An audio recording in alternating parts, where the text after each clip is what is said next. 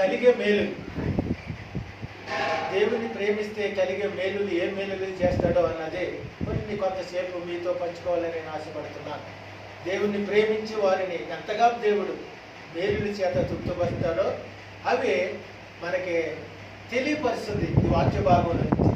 అందుకనే వాక్య భాగంలో సామెతలు 8వ అధ్యాయము 17 నుండి కొన్ని వచనాలు 17-18 వచనాలు మనం చదువుకుందాం. ఎవరైనా తీసినటువంటి వారు చదవాలని మనం చేస్తున్నాం. సామెతలు 8వ అధ్యాయము 17 నుంచి 19. నన్ను ప్రేమించు వారిని నేను ప్రేమించుచున్నాను. నన్ను జాగ్రత్తగా వెతుకువారు నన్ను కనుగొనుదురు. ఐశ్వర్య ఘనతలను స్థిరమైన కల్మియు నీతియు నా యొద్దనున్నవి. మేలిని బంగారము కంటే అపరంజి కంటేను నా వలన కలుగు ఫలము మంచిది. ప్రశస్తమైన వెండి కంటే నా వలన కలుగు వచ్చు బడి దొడ్డది. ప్రార్థన చేసుకుందాం. ప్రార్థన అందరూ కూడా చూసుకున్నట్లయితే, పరిశుద్ధుడైన తండ్రి, ప్రేమ నమ్మకమైన ప్రభువా, నీ పవిత్రమైనటువంటి పాదములకు వందనాలు, స్తుతులు, స్తోత్రాలు చెల్లిస్తున్నాం. ఇంతవరకు ప్రభువా ఈ యొక్క పునరుద్ధాన దినము నా తండ్రి పరిశుద్ధమైన దినము, ఈ దినాన్న ప్రభువా అనేకులు లేని భాగ్యము ధన్యత మాకు అనుగ్రహించారు. ఈ దినాన్న ప్రభువా చూడటానికి, అంతేకాదు మీ పరిశుద్ధమైన మందిరంలో ఉండటానికి నైనా మరియు గత మాసము నుండి ఈ యొక్క గత వారము నుండి మమ్మల్ని ఎంతగానో కాసి కాపాడి ఈ ఆదివారం మాకు దయచేసినందుకు నీకు వందనాలు నాయనా. ఇప్పుడు ప్రభు ఆరాధన అంతట్లో మీరు నడిపించారు. ఇదిగో నాయన ఇప్పుడు మీ పక్షంగా నిలబడిస్తుండగా వాక్య భాగాన్ని అందించుండగా తండ్రి మీ జ్ఞానము నాకు దయచేయండి. అంతేకాకుండా ప్రభువా మీ సిలువ చాటు నన్ను మరుగుపరచండి.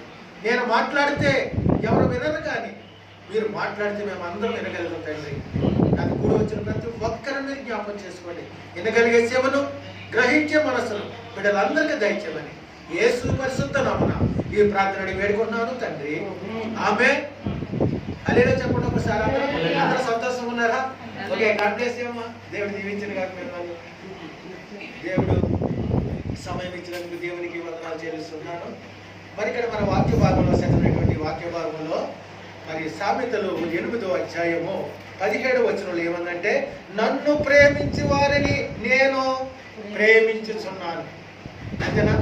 బిడ్డలు ప్రేమిస్తే ఎంతగా, బిడ్డలు మన కుమార్తెను ప్రేమిస్తే వాళ్ళు ఎంతగా సంతోషపడతారు. వాళ్ళు ఏమైనా సరే ప్రేమిస్తే ఏం చేస్తారు, అన్ని కొనుపొక్కిస్తారు. ఇప్పుడు మన ఉదాహరణ చెప్పాలంటే, మన చైతన్య గారు పాస్టర్ గారు మన మధ్య ఉన్నారు. వారి కుమార్తెకి ఏది అడిగితే కొనిస్తారు. ఎందుకు? ప్రేమిస్తున్నారని కాదు, మా అమ్మని చాలా ప్రేమిస్తారు. మహేశ్వరి కానీ మరి మీరమ్మ గారు కానీ నేను ఉదాహరణ చెప్తున్నాను. ఎందుకంటే దేవుడు ప్రేమిస్తే ఆయనను మనం ప్రేమిస్తే ఏం చేస్తాడు? అప్పుడు ఆయన మనం ఏమైతే కోరుకుంటున్నామో, ఏమైతే అడుగుతున్నామో అవన్నీ కూడా దేవుడు అనుగ్రహిస్తాడు. అందుకని ఇక్కడ వాక్యం ఏం చెప్తుందంటే, ఇక్కడ నన్ను ప్రేమించి వారిని నేను ప్రేమించుచున్నాను, నన్ను జాగ్రత్తగా వెతుకువారు నన్ను కనుగొందురు. అక్కడ ఏం చేస్తున్నాడు? కింద 18వ వచనంలో ఐశ్వర్య ఘనతలను స్థిరమైన కలిమియు నీతియు నా యొద్ద ఉన్నవి. దేవుని నా స్తోత్రాలు. హల్లెలూయా చెప్తారా? ఇవన్నీ కూడా ఆయన దగ్గరే ఉన్నాయి గుప్తంగా. ఇవన్నీ పొందుకోవాలంటే నువ్వేం చేయాలి అమ్మా? అంటే ప్రేమించరా? ప్రేమించాలి, ఆయన్ని ప్రేమించాలి, ఆయన్ని వెతకాలి. అందుకే నన్ను జాగ్రత్తగా ఏ వెతుకుతాం? జాగ్రత్తగా మనం సెల్ ఫోన్లో ఏమున్నాయి జాగ్రత్తగా, ఆరోగ్యం కోసం ఐశ్వర్యమా అది కాదు, దేవుని వెతకాలి జాగ్రత్తగా. ఎప్పుడు జాగ్రత్తగా వెతుకుతాం? ఒక గోల్డ్ రింగ్ పడిపోయింది అనుకో, ఏం చేస్తాం అప్పుడు మనం? అంతే బాబు కుర్రోడు ఒకరిని పెట్టామనుకో, సంటి మీద వాడు పెడితే వాడు ఎక్కడో పాడేస్తాడు అనుకో సపోజ్. అది పడిపోతే వాడిని అట్టుకుని 2 కొడతాం. వాడు దొరికి వరకు కూడా జాగ్రత్తగా వెతుకుతాం. ఎందుకంటే అది గోల్డ్ కంటే ఎక్కువ దేవుడు మన గొప్ప దేవుడు అయినా దేవునికి హల్లెలూయా చెప్పండి ఒకసారి. ఎందుకంటే ఆయన జాగ్రత్తగా వెతుకువారు నన్ను కనుగొందురు. దేవునికి వందనాలు చెల్లిస్తున్నాను. ఆయన మనం ఎప్పుడైతే జాగ్రత్తగా ఎవరైతే వెతుకుతారో ఆయనకే దొరుకుతారు జాగ్రత్తగా. ఎవరు వెతుకుతారో తెలుసా? మరి మోషే ప్రవక్త, ఆయన గొర్రెలు కాసుకునేటప్పుడు ఆయనను జాగ్రత్తగా వెతుకాడు. ఎప్పుడు కూడా ఆయనలో స్తుతించేవాడు, ఆయనలో ఆనందించేవాడు దేవునిలో. ఎప్పుడైతే జాగ్రత్తగా ఆయనలో మనం ఉంటామో అప్పుడు ఆయన కనుగొంటాడు. అప్పుడు ఒక పొదలో కనిపిస్తాడు ఆయన. ఆ గొర్రెలు కాసుకుంటే ఒక మంట వస్తుంది. అక్కడ మంట వచ్చినప్పుడు ఏంటి అంటే పొద అంటుకుంటలేదు, మంటలు వస్తున్నాయి. కానీ ఏంటి విచిత్రం, నిర్గమకాండంలో 3 అధ్యాయాలు ఉంటుంది అన్నమాట. ఎందుకంటే ఆయన దగ్గరికి వెళ్ళి ఆ మాట చదవండి ఒకసారి. నిర్గమకాండము అంటే జాగ్రత్తగా వెతికితే ఎలాగా ఆ దేవుడు కనుగొంటాడు అన్న మాట తెలియపరచడానికి. ఉదాహరణకి నిర్గమకాండము 3వ అధ్యాయము 2వ వచనం. ఒక పొదను నడిమిని అగ్నిజ్వాలలో యెహోవా దూత అతనికి ప్రత్యక్షమాయెను. అతడు చూచినప్పుడు అగ్ని వలన ఆ పొద మండుచుండెను, కానీ పొద కాలిపోవట్లేదు. చూసారా, అగ్ని వలన ఆ పొద మంట వస్తుంది కానీ పొద అంటున్నది. విచిత్రం. దేవుడు ఆయన అక్కడికి వెళ్ళినప్పుడు మోషేని పిలుస్తాడు. ఇది పరిశుద్ధమైన స్థలము, నీ చెప్పులు దూరంగా విడిచి రావాలని చెప్తాడు కూడా. అందుకనే ఇక్కడ పై భాగంలో చూస్తే ఇక్కడ ఏమని ఉన్నదంటే, అలాగన అనేక దినములు జరిగినప్పుడు ఇక్కడ 3వ అధ్యాయం 1వ వచనం. అప్పుడు మోషే ఎలా కాలిపోలేదు, నేను ఆ తట్టు వెళ్ళి ఈ గొప్ప వింత చూసేదనని ఆయన దగ్గరికి అంట వెళ్ళి చూస్తున్నాడు అన్నమాట. ఏంట వింత? అది చూచుటకు ఆయన దగ్గరికి యెహోవా చూసెను. దేవుడు ఆ పొద నడుమనుండి చాలు. దేవుడు ఆ పదం మధ్యలో నుండి ఆయన మాట్లాడుతున్నాడు మోషేతో. చాలు. ఎందుకంటే ఈ మాట నేను ఎందుకంటే జాగ్రత్తగా వెతికివాడు. ఆయన మోసే ఎప్పుడు కూడా గొర్రెలు కాసుకున్నాడు, గొర్రెల కాపరి. ఆయన గొర్రెలు కాసుకుని ఉండగా అనేకులు ఉన్నారు ఆయనతో పాటు గొర్రెలు మేపుకున్నటువంటి కాపరులు. కానీ అందరికీ కనిపించలేదు ఆ దృశ్యం. ఎవరికి కనపడింది? మోసే ఒక్కడే చూడగలిగాడు. ఎవరైతే పరిశుద్ధంగా ఉంటారో, ఎవరైతే నీతిమంతులుగా ఉంటారో, ఎవరైతే ఆయన జాగ్రత్తగా వెతుకుతారో దేవుడు ఆయన అనుకుంటాడు, ఆయనకి కనిపిస్తాడు. దేవునికి మహిమ కలిగిన గాక. 2వదిగా మనం చూసినప్పుడు కీర్తనలు 91వ దావీదు కీర్తన 14వ వచనం ఉంటుంది. అంటే నన్ను ప్రేమించు వారిని నేను ప్రేమించుచున్నానన్న మాటకి. అందుకే నేను 2వదిగా మనం చూసినప్పుడు కీర్తనలు 91:14 వచనం చూడండి ఒకసారి. అతడు నన్ను ప్రేమించుచున్నాడు గనుక నేను అతనిని తప్పించేదను. ఎవరు ప్రేమిస్తున్నారు అమ్మా? ఇక్కడ 91వ దావీదు కీర్తనలో ఆయన ఇక్కడ మొదటి నుంచి కూడా చదివితే మనం ఎంత సేటగా ఉంటుంది. అనేక అమ్మాయిలు తప్పించాడు, నీ గుడారంలోకి ఏ తెగులు రాదని, లేకపోతే నిన్ను మార్గం అంతట్లో నేను కాపాడుతానని. ఇవన్నీ చూసిన తర్వాత కింద 14వ వచనంలో ఏమని కనపడుతుందమ్మా? అతడు నన్ను ప్రేమిస్తున్నాడు గనుక నేను అతనిని తప్పించేదను. ఎవరైతే ప్రేమిస్తారో దేవుని, ఎవరైతే ఆయనను ప్రేమిస్తారో ఆయనను ఏ విధంగా తప్పించాలో, ఏదైనా యాక్సిడెంట్లో కానీ, ఆరోగ్య విషయంలో కానీ, కుటుంబ విషయంలో కానీ, ఈ రోజులో మనం ఎక్కడికి వెళ్ళినా, బయటికి వెళ్ళినా, ఇంటిలో ఉన్నా ఏది అన్ని కూడా ప్రమాదకరమైనటువంటి అన్ని ప్రమాదమే. ఒకవేళ మనం ఇంటిలో ఉన్నామని మనం ఎక్కడికి వెళ్తలేదు, నాకు అపాయం రాదని అనుకుంటాక వీలు లేదు. ఎందుకంటే స్త్రీలు అనేక సార్లు ఆ స్టవ్ దగ్గర ఉంటారు. వారు అక్కడ కూడా చాలా భయంకరమైన అపాయాలు ఉన్నాయి. స్టవ్ నుంచి ఎంతో మంది మరి ఎంత భయంకరమైన అపాయం. కానీ అది దేవుడు తప్పించకపోతే ఈ రోజున మనం అందరం కూడా ఆ విధంగా సిలిండర్లు బరస్ట్ అయ్యి స్త్రీలు ఆ శంగు అంటుకుని ఎంతమంది దేవుడు. అందుకనే దేవుడు ఏమని చెప్తున్నాడంటే, అతడు నన్ను ప్రేమిస్తున్నాడు కనుక నేను అతనినే తప్పించేది. నిన్ను ఎప్పుడైతే నువ్వు ప్రేమిస్తావో, మన గత కాలంలో మాసంలో మరి కారు యాక్సిడెంట్ అయినప్పుడు దేవుడు తప్పించాడు అమ్మా కదా. అంత కారు కొంచెం డామేజ్ అయినప్పటికీ ఎవరికి కూడా ఎంత ప్రాణం అపాయకత కూడా తగలకుండా దేవుడు కాపాడాడు. దేవునికి మహిమ కలుగును గాక. ఆయనను ప్రేమించిన వారిని ఎంత మాత్రమైన తప్పించే దేవుడుగా. అందుకనే నీ పాదములకు రాయి తగలకుండా ఏం చేస్తారంట? తమ చేతుల మీద ఎత్తి పట్టుకుంటారు. దేవునికి మహిమ కలిగిన గాక.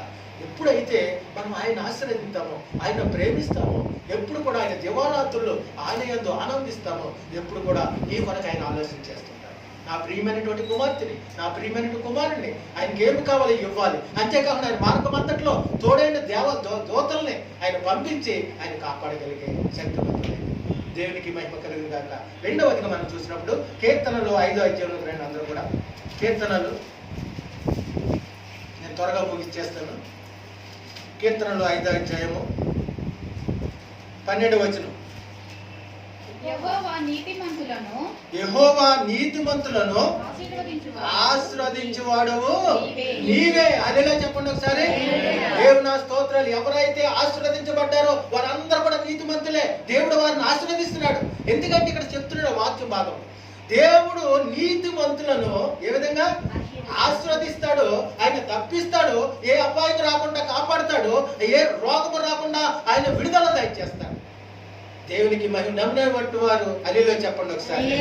దేవునికి నీతిమంతులు. నీకు ఏమని ఉన్నదంటే అక్కడ మాట, యెహోవా నీతిమంతులను ఆశీర్వదించువాడే.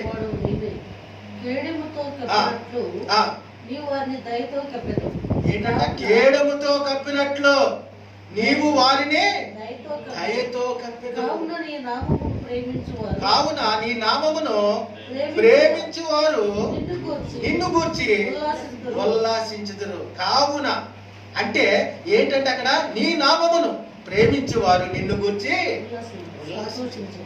ఎప్పుడైతే మనము ఆయన గురించి మనం ఎప్పుడైతే మనం ఆనందంలో ఉంటామో, ఆయన ప్రేమిస్తామో మనకి ఎంతో సంతోషం. ప్రార్థనలో చూడండి, ఎప్పుడైనా సరే ప్రార్థనలో ఉన్నప్పుడు ఎంతో ఆనందం ఉంటుంది, సంతోషం ఉంటుంది. ప్రార్థనలో ఉన్నప్పుడు ఆత్మ నడిపించినప్పుడు నువ్వు ఎంతసేపు చేస్తున్నావో తెలవదు. దేవునిలో ఆనందిస్తావు, సంతోషిస్తావు. నీకు ఇంకా రెండోది ఏమీ కనపడదు. మేము చాలా అనుభవించాము ఈ మధ్యకాలంలో.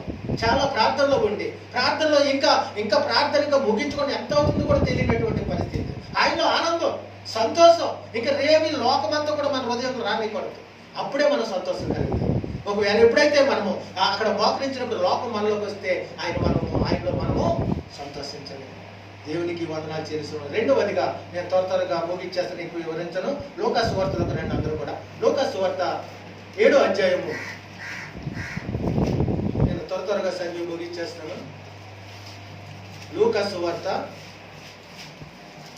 7వ అధ్యాయం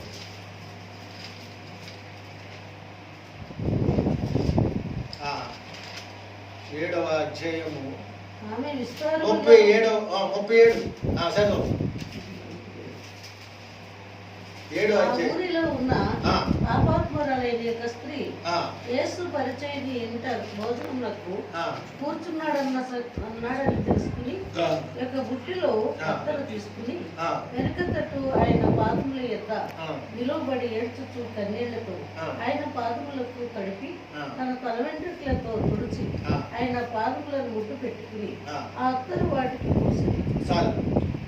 ఇక్కడ 37వ వచనంలో కనపడుతుంది. 7వ అధ్యాయము లూకా సువార్త. అంటే ఆ ఊరిలో ఉన్న పాపాత్మురులైన ఒక స్త్రీ యేసు పరిసరి ఇంట భోజనమునకు కూర్చుని ఉన్నాడని తెలుసుకొని ఒక బుడ్డిని ఏం చేసినాం అక్కడ బుడ్డిలో అత్తరు తీసుకొని వచ్చి వెనుక తట్టు ఆయన పాదముల యొద్ద నిలువబడి ఏడ్చుచు కన్నీళ్లతో ఆయన పాదములను తడిపి తన తల వెంట్రుకలతో తుడిచి ఆయన పాదములను దేవుని స్తోత్రాలు కలుగును గాక. ఎవరమ్మన పేరు రాయబడి ఉందా? లేదు. ఆమె పేరేంటి? పాపాత్మురాలైన రాయబడి. కానీ దేవుణ్ణి ఎంతగా గలపరిచిందంటే ఆవిడ అత్తరబుడ్డు తీసుకుని ఒక పరిచయుడింటికి భోజనానికి వచ్చి ఉన్నాడని తెలుసుకున్నది. అంతేకాకుండా తెలుసుకున్న తర్వాత ఒక అత్తరబుడ్డిని సిద్ధం చేసుకుంది. ఎందుకు? నా దేవుడు అక్కడ లోక సృష్టికర్త, నా పాపాలు క్షమించే దేవుడు ఆయనే. ఆయన తెలుసుకుని ఆయన దగ్గరికి వచ్చి వెనక తట్టుకుని చూసుకుని ఆయనను ఎంతగా ఏం చేసిందమ్మా మాట చదువు ఒకసారి. వెనక తట్టు ఆయన పాదముల యొద్ద నిలువబడి ఏడ్చుచు కన్నీళ్లతో ఆయన పాదములను తడిపి తన తల వెంట్రుకలతో తుడిచి ఆయన పాదములను ముద్దు పెట్టుకుని అత్తరు వాటికి పూసెను. ఆయనను పిలిచిన పరిచయుడు అది చూచి ఈయన ప్రవక్త అయిన ఎడల తన్ను ముట్టుకొనిన ఈ స్త్రీ ఎవతే అని. చూసారా? కొంతమంది చూడండి, మనలో కూడా అటువంటి వారు ఉంటారు. ఎందుకు వ్యక్తముగా ఎన్ని పాడు చేసావు? నువ్వు ఎవరు వస్తలే. ఆయన పరిశుద్ధ యొక్క లోక సృష్టికర్తను నువ్వు వచ్చి ఆయన పూజ ఆ విధంగా చేస్తున్నావని విస్తారంగా అది ఎక్కువ ఉన్నటువంటి ఆ ఖరీదైనటువంటి దానిని ఏ విధంగా నువ్వు వ్యక్తం చేస్తున్నావని తెలియపరచండి. పరిచయం దేవునికి వందనాలు చెల్లిస్తున్నాను. ఆవిడకు ఉన్నటువంటి ఆ యొక్క ఆలోచన ఏ విధంగా వచ్చిందంటే దేవుని సంపూర్ణంగా ఆయనను ప్రేమించి ఆయనను ఏ విధంగా వెనక తట్టు ఆయనను చూసి ఆ విధంగా అత్తర బుడ్డి వేసి కాళ్ళు ఆయన కడిగి పాదాలు ఏం చేసింది? ఎలా తుడిసిందమ్మా? తల వెంట్రుకలతో ఆయనను కాళ్ళను పాదాలు తుడిసినట్లుగా చూసింది. దేవునికి అసద్వమ్మ మాట, ఆమె విస్తారముగా ప్రేమించను కనుక ఆమె యొక్క విస్తార పాపములు ఆమె యొక్క విస్తారమైనటువంటి పాపములు క్షమింపబడినని నీతో చెప్పుచున్నాను. నీతో చెప్పుచున్నాను. ఆమె విస్తారమైనటువంటి పాపములు అన్ని కూడా ఆయన చాలా ఎలా ప్రేమించిందంట? ఆయన విస్తారముగా ప్రేమించింది దేవుణ్ణి. అందుకనే నన్ను ప్రేమించే వారిని నేను ప్రేమించుచున్నాను అని వాక్య భాగం చెబుతుంది. అందుకని ఇక్కడ అంశం ఏంటంటే దేవుని ప్రేమిస్తే కలిగే మేలులు. ఏ మేలులు? ఇప్పుడు ఇక్కడ మేలు కలిగిందా? లేదు, ఇప్పటికి కలిగిందా? అక్కడ మన 91వ దావీదు కీర్తన, అతడు నన్ను ప్రేమించుచున్నాడు కనుక అతను నేను తప్పించదను. అది మేలేనా? భయంకరమైన యాక్సిడెంట్ లో తప్పించబడ్డాం అనుకో ఏమవుతుంది? కానీ మనము అయ్యో దేవుడు నన్ను తప్పించాడు, దేవుడిని ఎంతగానో ప్రేమించి ఆయన ఎంతగానో మనము ఆయన కృతజ్ఞత చెల్లిస్తాం. అందుకనే నన్ను ప్రేమించిన వారికి ఆయన నేను ఎంతగానో, అంతేకాకుండా ఆయన నన్ను ప్రేమించిన వారికి అంట ఆస్తి కష్టాలుగా చేస్తారని చెప్తున్న వాక్య భాగంలో దేవునికి వందనాలు చెల్లిస్తున్నాను. రెండవదిగా మనం చూసినప్పుడు సామెతలు గ్రంథము నుండి సామెతలు 8వ అధ్యాయంలో రండి అందరూ కూడా. సామెతల గ్రంథం. నన్ను ప్రేమించు వారిని ఆస్తికర్తలుగా చేయుదును. చూసారా? నన్ను ప్రేమించు వారిని ఆస్తికర్తలుగా చేస్తానని సామెతలు 8:20 తర్వాత చదువు. వారి నిధులను నింపుదును. రెండవదిగా మనం చూసినప్పుడు ఆయన ప్రేమించాలి, ఆయన ఎప్పుడు కూడా గైకొనాలి, ఆయన ఆనందించాలి. అప్పుడే నువ్వేమైతే ఆశిస్తావో, నువ్వేమైతే మరి ఆశ కలిగి ఉన్నావో ఆయన ప్రేమతో నీకు అన్ని కూడా ఇవ్వాలను. అందుకే నేను ద్వితీయోపదేశ కాలంలో చెప్తుండది, నా ఆజ్ఞలన్నీ కూడా గైకొని నన్ను నువ్వు ప్రేమిస్తే ఏం చేస్తున్నానంట? నీకు ఎప్పుడు కూడా సమృద్ధి. చూడండి ద్వితీయోపదేశ కాండం 28వ అధ్యాయం చేయండి ఒకసారి. అందులో ఏమైతే ఆశీర్వాదాలు ఉన్నాయో మీకు తెలియపరుస్తున్న వాక్య భాగంలో నుంచి. దేవుణ్ణి ప్రేమించినటువంటి వారికి ఆశీర్వాదాలు అన్ని కూడా దాచిపడి ఉన్నాయి అక్కడ. నీవు నీ దేవుడైన యెహోవా మాట శ్రద్ధగా విని నేడు నేను నీకు ఆజ్ఞాపించిన ఆయన ఆజ్ఞలన్నింటినీ కూడా అనుసరించి నడుచుకుని నీ దేవుడైన యెహోవా భూమి మీద ఉన్న సమస్త జనముల కంటే నిన్ను హల్లెలూయా చెప్పండి ఒకసారి. ఇక్కడ కూర్చున్న వాళ్ళందరికీ కూడా దేవుడు ఏం చెప్తున్నాడంటే సమస్త జనముల కంటే నిన్ను గొప్పగా నేను హెచ్చిస్తాను. నువ్వు నమ్మినట్లయితే దేవుని స్తుతించాలని కూర్చున్నాను. దేవునికి వందనాలు చెల్లిస్తున్నాను. ఎందుకంటే ఆయన కింద భాగంలో చూసినప్పుడు ఎన్నో ఆశీర్వాదాలు.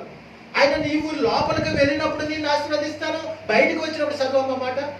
నీవు పట్టణంలో దీవించబడతావు, నీ గర్భఫలము నీ పశువుల మంద దుక్కుటెద్దులు గొర్రె మేకలు దీవించబడతావు. ఎందుకంటే మీరు అన్ని అనుకోవచ్చు, దుక్కుడెద్దులు నేను దున్నుతున్నానా లేదా ఇక్కడ ఎక్స్ట్రా చేస్తున్నాను అనుకోవద్దు. ఇప్పుడు మనం ఏమైతే చేస్తున్నామో, బిజినెస్ చేస్తున్నావా, ఉద్యోగం చేస్తున్నావా, హోమ్ నడిపిస్తున్నావా, లేక ఏమైతే నడిపిస్తున్నావా, అవన్నిట్లో దేవుడు ఆశీర్వాదాలు దాచేస్తాడు. దేవునికి మహిమ కలిగిన గాక. ఎవరైతే ఆయన్ను ప్రేమిస్తారో, ప్రేమించి వారికి ఈ అన్ని ఆశీర్వాదాలన్నీ కూడా వారు పొందుకుంటారు. కొంతమంది చూడండి, అయ్యా మేము ఎంత చూసి ఎన్ని సంవత్సరాలైనా సరే మేము ఎంతో ప్రార్థన చేస్తున్నాం, మాకు ఆశీర్వాదాలు లేవు, మేము ఎన్నో కష్టాలు పడుతున్నాం, శ్రమలు వస్తున్నాయి అంటే నువ్వు దేవుడిని ప్రేమిస్తున్నాడా లేదా నువ్వు ప్రేమిస్తున్నావా దేవుడిని? అందుకనే ద్వితీయోపదేశ కాండంలో నీ పూర్ణ హృదయముతో, నీ పూర్ణ ఆత్మతో ఎప్పుడైతే నీ దేవుడైన యెహోవాను నీవు సేవించిన ఎడల ఇవన్నీ కూడా నీకు దొరుకుతాడు. ఏవన్నీ? ఆశీర్వాదాలు అన్నీ కూడా. కానీ పూర్ణ హృదయంతో మనం ఎదుగుతున్నామా? పూర్ణ శక్తితో మనం దేవుని ఎత్తుతున్నామా? ఏదో యథావిధిగా ప్రార్థన చేయాలని, ఏదో ఒక సమయానికి చేయాలి కదా, మందిరానికి రావాలి కదా అని ఆ రీతి వస్తున్నావా? నీ పూర్ణ హృదయం, దేవుడు ఏమంటాడంటే నీ పూర్ణ ఆత్మతో దేవుని స్తుతించాలి. అప్పుడే నువ్వు దీవెనలన్నీ కూడా పొందుకుంటాక అర్హుడవు, అర్హురాలువు. దేవుడు అవన్నీ కూడా నీకు ఇచ్చాను. నువ్వేమైతే ఆలోచన చేస్తున్నావో అవన్నీ తప్పనిసరిగా నీకు దేవుడి దయచేస్తాను. దేవునికి వందనాలు చెల్లిస్తున్నాం. రెండవదిగా మనం చూసినప్పుడు రోమీలు రాసినటువంటి పత్రిక 8వ అధ్యాయం. నేను ఇంకా ముందు చేస్తాను ఒక మాట. రోమీలు రాసినటువంటి పత్రిక 8వ అధ్యాయం. దేవుని ప్రేమించు వారికి 28. దేవుని ప్రేమించు వారికి అనగా ఆయన సంకల్పం చొప్పున పిలువబడిన వారికి మేలు కలుగుటకై సమస్తము సమకూడి జరుగుచున్నవని ఎరుగుదుము. ఏం చేస్తాడమ్మా? మొదట్లో మనం చూసినప్పుడు దేవుణ్ణి ప్రేమించి వారికి. ఎవరిని ప్రేమించాలి అంటే సీరియల్నా లేకపోతే సినిమా హాల్నా? అయ్యి కాదు. ఎవరినైతే దేవుని ప్రేమించాలి మొదటగా. అందుకనే వాక్యం చెప్తుంది, నీ తండ్రినైనాను తల్లినైనాను నీ అన్నదమ్ములనైనాను బంధుమిత్రులు ఎవరినైనా సరే వారికంటే నన్ను ప్రేమించాలి. నువ్వు ఎప్పుడైతే ప్రేమిస్తావో నువ్వు గొప్పగా దేవుడిని నేను ఆశీర్వదించాలి కోరుకుంటున్నాను. ఈ ఆశీర్వాదాలన్నీ కూడా నువ్వు పొందుకోవాలంటే నువ్వేం చేయాలమ్మా? మొదటగా దేవుణ్ణి ప్రేమించాలి. అందుకే నన్ను ప్రేమించి వారిని నేను ప్రేమించుచున్నాను అన్నాడు దేవుడు. అందుకని ఇక్కడ 91 అతడు నన్ను ప్రేమించుచున్నాడు కనుక నేను అతనిని దంపించదని అంటాడు. అందుకనే లోకాసు వార్తలో దేవుణ్ణి ప్రేమించి అతను పిలువబడిన వారికి మేలు కలుగుతుందట. దేవునికి మహిమ కలిగిన గాక. దేవుడు ఎంత గొప్ప దేవుడు అంటే ఆయన ప్రేమించి వారిని ఎట్లా మాత్రమును కూడా విడిచిపెట్టే దేవుడు కాదు. ఆయన ప్రేమించారు మొదటిగా. ఆయన ఆజ్ఞలన్నీ కూడా కైకొనాలి. అప్పుడే ఒకసారి నేను తెలిసి తెలియక దేవుళ్ళకి సరిగా రానప్పుడు ప్రార్థన చేసేవాడు. కానీ ఏంటి ప్రభు ఇన్ని సంవత్సరాలు ప్రార్థన చేస్తున్నాను ఒక్క కార్యం కూడా జరుగుతలేదని బాధ వచ్చేసింది. అంటే మా హృదయము ఆలోచన, మా తలంపులు, మా ప్రార్థన మనపూర్వకంగా పరిశుద్ధ దేవుని దగ్గరికి వెళ్ళటం లేదనమాట. అది అందుకనే ఎక్కడ దారి తప్పిపోయామో, ఎక్కడ పడిపోయామో మళ్ళీ వెతుక్కుని ఎక్కడ ఏ గొంతులో పడిపోయామో. అంటే గొంతులో కాదు, ఏ పాపంలో పడ్డాము మీకు అర్థమయ్యేలా చెప్పి. ఒకవేళ హృదయం పరీక్షలు చేసుకుంటే అంతలో చూసుకుంటే మనం ఎట్లా కనబడుతుంది అమ్మా? స్వస్థం కనబడుతుందా మాకు? మన హృదయంలో కూడా మనం చూసుకుంటే. అందుకనే అంటాడు ఒక వ్యక్తి, నా ఏజు నాకు తెలుసు, నా మనసు నాకు తెలుసు, నా ఆలోచన నాకు తెలుసు అంటాడు. ఎందుకని? ఎవరిది వాళ్ళే తెలుసు. హృదయం శుద్ధి గలవారు ఏం చేస్తున్నారు? దేవునిని చూసి హృదయం శుద్ధితో మనం ఎప్పుడైతే ప్రార్థన చేస్తామో దేవుడు తప్పనిసరిగా జవాబు ఇస్తాడు. అందుకని ఆవిడ పాపాత్ముడైన స్త్రీ పాపస్తురాలే, కానీ దేవుని దగ్గరికి వచ్చిన ఆవిడకి ఎలాగొచ్చింది? ఆయన పరిశుద్ధముగా ఆయన అంతర్బొడ్డు తీసుకుని ఆయన ఏ విధంగా కాళ్ళను కొట్టి ఆయన క్లీన్ చేసేసి ఆ తల వెంట్రుకలతో క్లీన్ చేసింది అనమాట ఆ పాప. దేవునికి వందనాలు. ఎందుకని చేస్తుంది అలాగా? ఆయనను ప్రేమించింది కనుక. హల్లెలూయా చెప్తారు ఒకసారి. హల్లెలూయా. ఆయన ప్రేమించింది కనుక. ఆయన ఎంత ప్రేమిస్తే ఎంత నష్టమైనా ఎంత ఖర్చైనా సరే ఇష్టపడతాం. ఎందుకని? ప్రేమించి పెట్టండి ఎవరైనా సరే. దేవునికి వందనాలు చెల్లిస్తున్నాను. రెండవదిగా మనం చూసినప్పుడు 2వ సమూయేలు గ్రంథము 2వ సమూయేలు, అందరూ కూడా 2వ సమూయేలు రండి.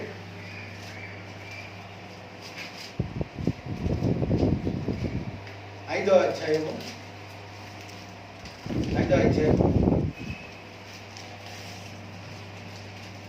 10వ వచనం.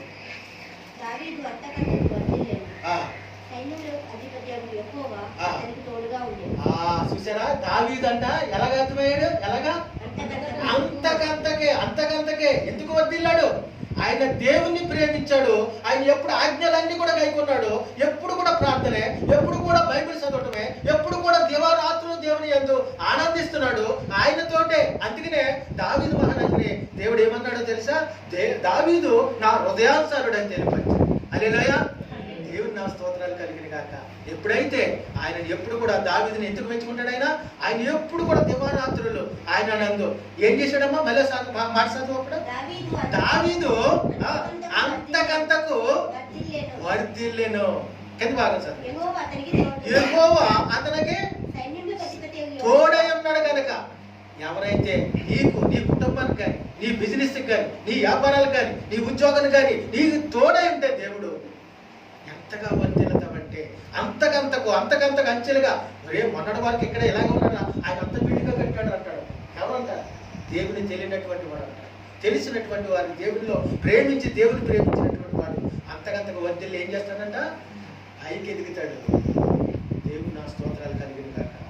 దేవుడు ఈ మాటలను దేవుడు దీవించి ఆశీర్వదించి నడిపించును కాక. అందరూ కూడా కళ్ళు మూసుకున్నట్లయితే ప్రార్థన చేసుకుందాం. ప్రార్థనలో అందరూ కూడా వ్యక్తిగతంగా దేవుడు ప్రభువా నాతో